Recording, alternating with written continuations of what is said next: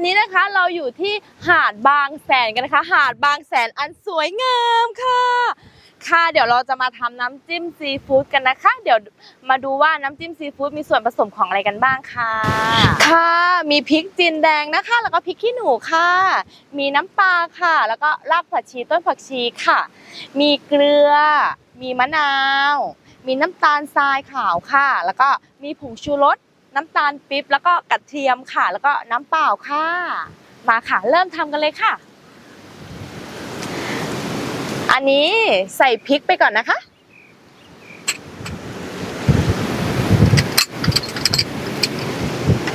ใส่ชูรสค่ะ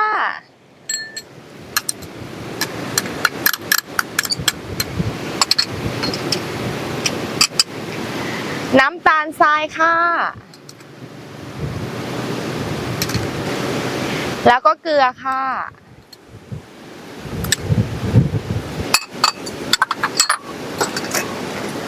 แล้วก็โขลกกันเลยนะคะ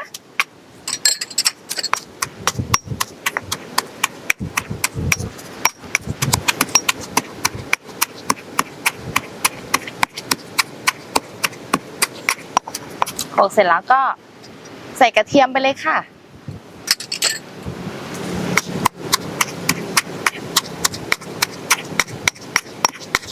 ตามด้วยรากผักชี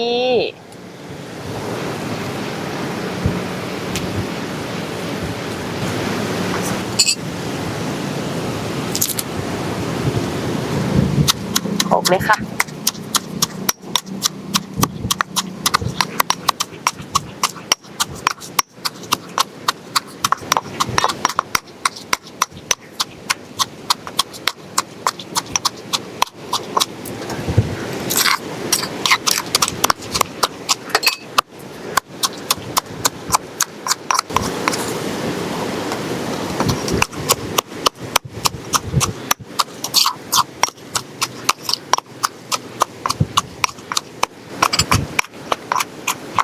ใส่น้ำตาลปี๊บลงไปค่ะ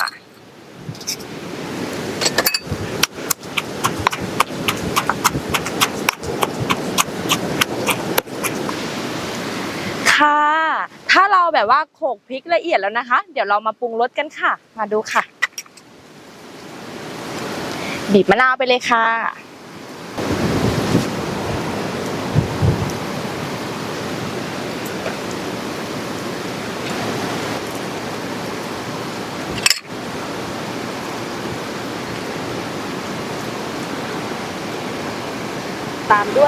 ตามด้วย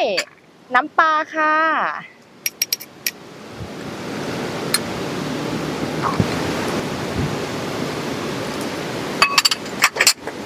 น้ำเปล่าค่ะ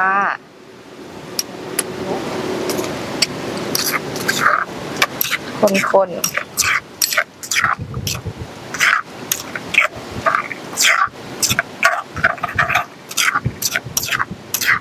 แล้วก็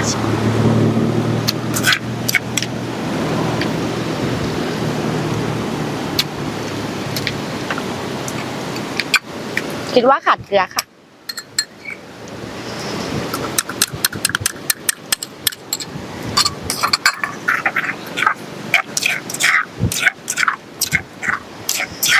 ว้าวสไปซี่มาก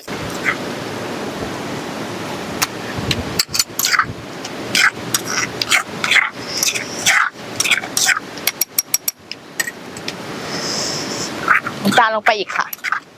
โอเคตกแต่งด้วยใบผักชีค่ะ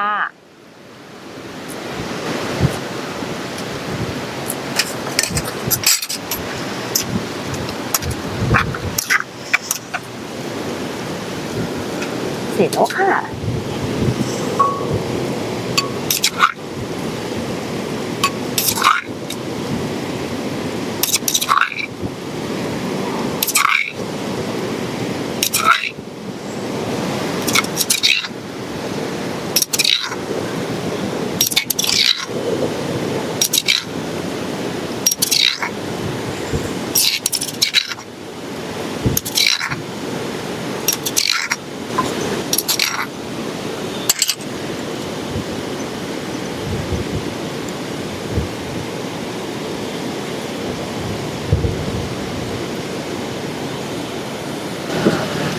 เสร็จแล้วค่ะ น้ำจิ้มซีฟู้ด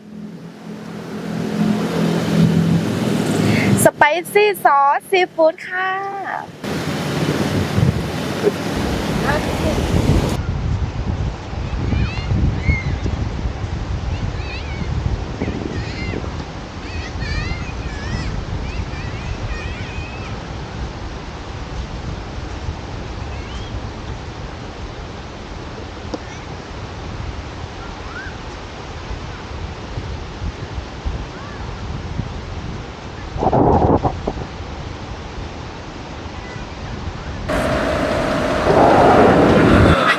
ค่ะ